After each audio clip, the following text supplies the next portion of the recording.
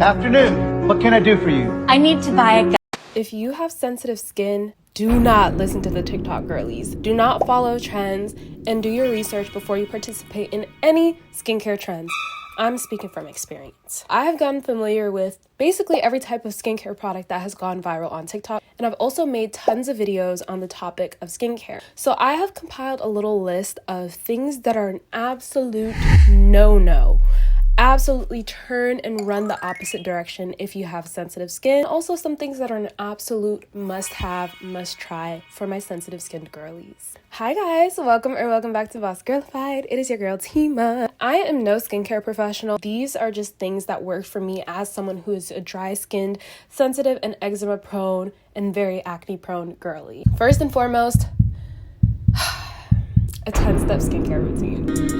Let it go now. Girlies, just trust me with this one. I am a self-care connoisseur. I was rooting for the skincare. I was rooting for the gazillion step routines for a very long time. When I stopped doing 10-step skincare routines, when I stopped trying out all these different products, I stopped breaking out as much. Fuck the drunk elephant. I'm washing my face with hand soap. A little bit of a sidebar here. I actually stopped doing all my skincare about 3 months ago. My face has never been so clear in my entire life.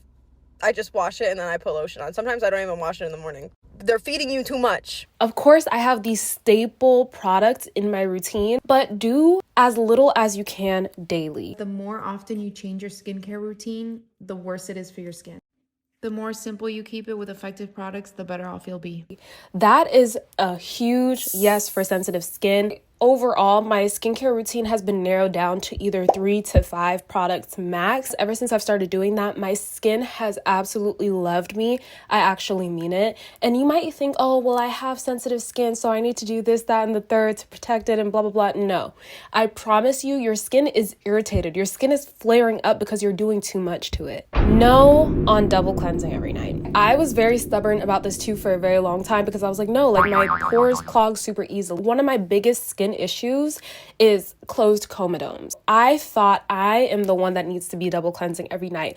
But if anything, I noticed that my clogged pores were getting worse because I was irritating my skin barrier. Now I double cleanse when I wear makeup or when I have a lot of buildup. It's almost like you give your skin a minute to breathe. This is just my theory too. I really do think that when you are trying to strip your skin to get rid of those clogged pores, you might end up getting more because your skin is like, oh my God, I need more oil. That's the issue with clogged pores in the first place, is dirt, debris, and clogged pores and oil production, an overproduction in oil. So that's just my little theory on why double cleansing every night is not a good thing, at least for me, and I'm sure it would be the same for other sensitive skin girlies. If you doubt it, just try it for a week.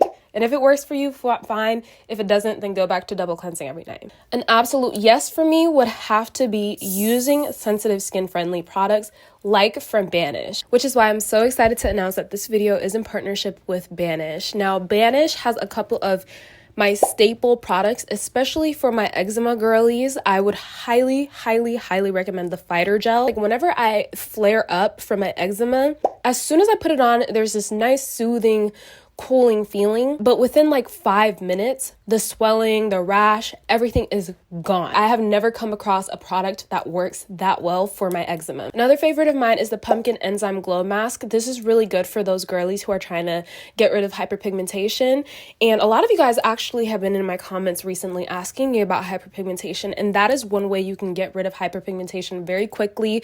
A couple of uses of their Pumpkin Enzyme Mask. Honestly, it'll start looking more even after the first use. And of course, I have to mention the Banish microneedling kit. I don't get any skin treatments done, and I've had acne since high school. Where's the evidence? Honestly, the Banish microneedling kit is a big part of the reason why my skin texture, like enlarged pores and things of the sort, and hyperpigmentation have been extremely minimized. The Banish is also a microneedling stamp, which is so good for your skin, especially for my sensitive skin girlies. It delivers exactly what your skin needs without damaging it like a derma roller would do. Like, look at the comparison between how deep it gets into your skin versus how subtle and light the microneedling stamp is.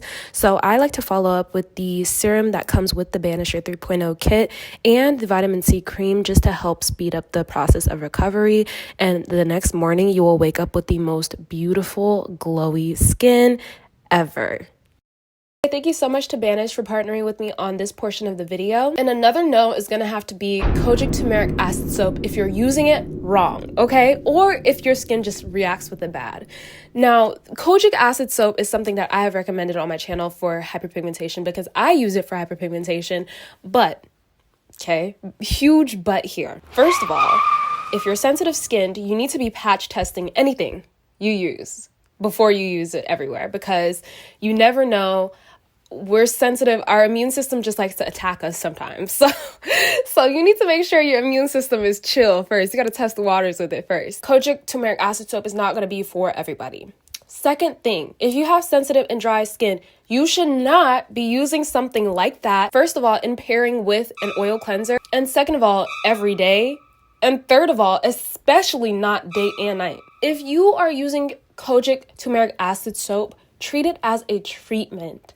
Make sure that you do it maybe once, twice a week, depending on how your skin reacts to it. Use a gentle cleanser throughout the week. If your skin reacts well to the kojic acid soap, use it on your face once, maybe twice a week. And if it works for you without any reaction, you can try upping it a little bit more. That is just a prime example that you really do, as a sensitive girly, you really do have to be careful with what you put on your skin and really, really do your research about certain products before you use it. And also keep in mind that everybody's skin is different. So what works for someone might not work for you. And that's always going to be the case for us sensitive girls. A yes that I briefly touched on is using a gentle cleanser as your daily cleanser. My favorite recently has been the Regelica Lily, I'm not sure what it's called, but I'll have it right here and I'll also try to have it in the bio down below for you guys. But that has been one of my favorite cleansers as a sensitive girly.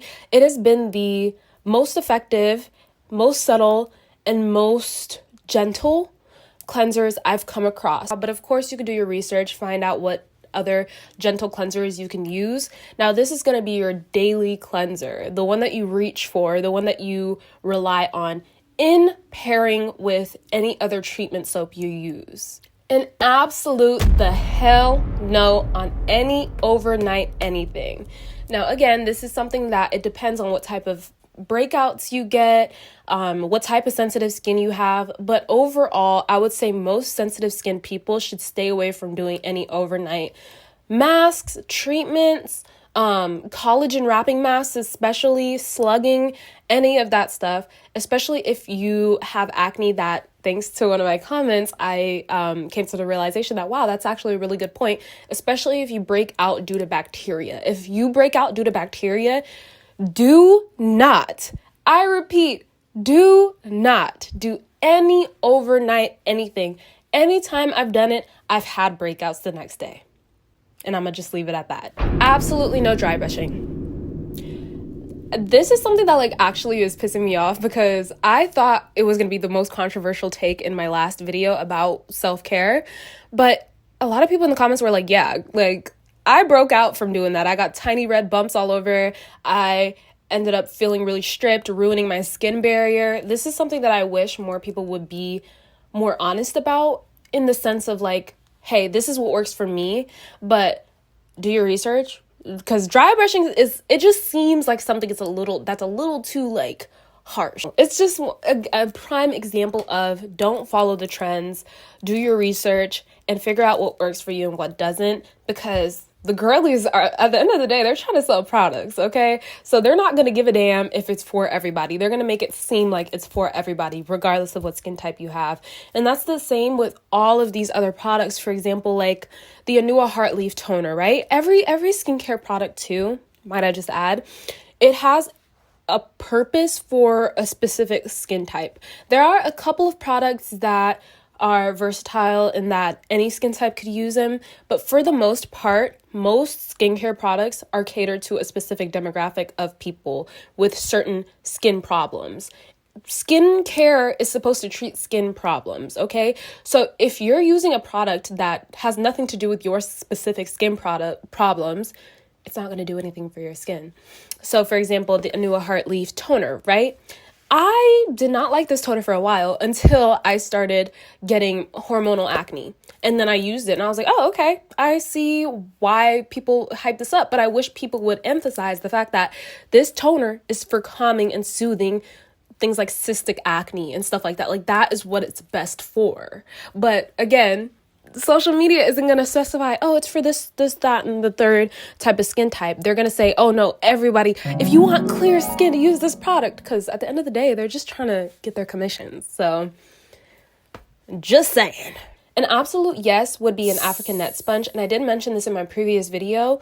And you guys were asking me where you can get an authentic African net sponge, because I bought like this eco, whatever that brand is, African net sponge, and it was not no African net sponge, okay? So I would just say there is this one shop on TikTok shop. This girl went to Nigeria. Please don't waste your money on this. This is a fake African net sponge. If you want the real African net sponge, there are 3 things I'm going to show you to look for. So first of all, you look for knots within the mesh. This has absolutely no knots within the mesh. You also look for a flexible material. This fake African net sponge material is really stiff, like it's not flexible. This is a real African net sponge. So our African net sponge is actually double knotted, so that helps to gently exfoliate those dead skin cells.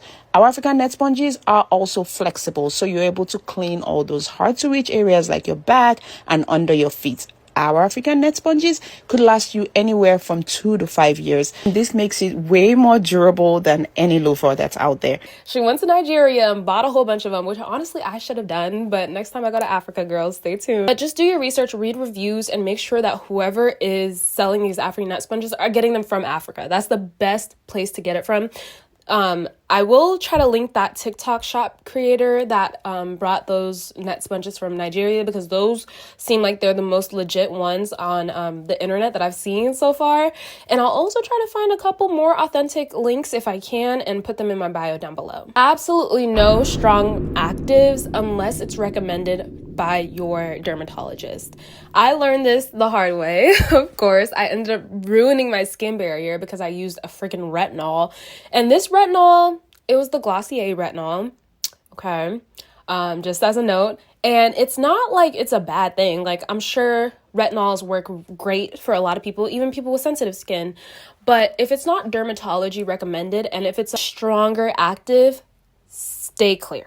But my favorite way to incorporate things like retinol is through nano actives. So I love the Anua Nano Retinol. That is amazing for my skin. It's more of a serum than a retinol with a little teeny weeny bit of retinol. So your sensitive skin isn't freaking out because you're giving it retinol. You're still giving it what it needs. And I've noticed, I've been using this for a couple months now, and I've noticed my skin since using that product has been chef's kiss. Absolutely no glycolic acid on your face. Now, I will say that glycolic acid is so freaking good for me personally because it just does something for my pores. Like, it really does help to eliminate clogged pores and like ingrown hairs, especially when I use it on my private areas, darkness, hyperpigmentation. It's great. It's amazing. It helps me too with my breakouts because, again, my breakouts are caused by bacteria. So I think, I don't know. Hey, I don't know too much about it, the science behind it, but I know that glycolic acid, when I was using it on my face, was fantastic. But it is too harsh. It is too freaking harsh. What I would absolutely go to the ends of the earth and back to recommend, which is something that I've recently been incorporating into my skincare routine. I've been taking it with me everywhere. This is my holy grail, and it is hypochlorous acid spray, especially if you're like me and you break out with the slightest touch of a dirty finger. And you can buy a big, nice, juicy bottle from Amazon. I just purchased one myself, and I will put the link to it in my bio down below. It will be in like my everything you're looking for is here, and then you click that, and then you go to my storefront and you can buy it there. Chef's kiss, so amazing. Go to a dermatologist, especially if you have sensitive skin. I have yet to do that, but I will eventually do that soon. It's just like, I don't know, it's just kind of a chore, you know? If you have sensitive skin, you absolutely should not be just following trends or listening to anyone on the internet and just like going with it. Like, you really do need to take advice and do your research on it before you actually follow it. And most importantly, listen to professionals, watch YouTube videos, listen to reviews, because there have been lots of sensitive skin girlies with horror stories. Anyways, girlies, thank you so much for watching today's video. Let me know if there are any skincare tips that you absolutely would steer clear of as a sensitive skinned girly. And yeah, guys, I will see you guys on another video soon. Bye, girls.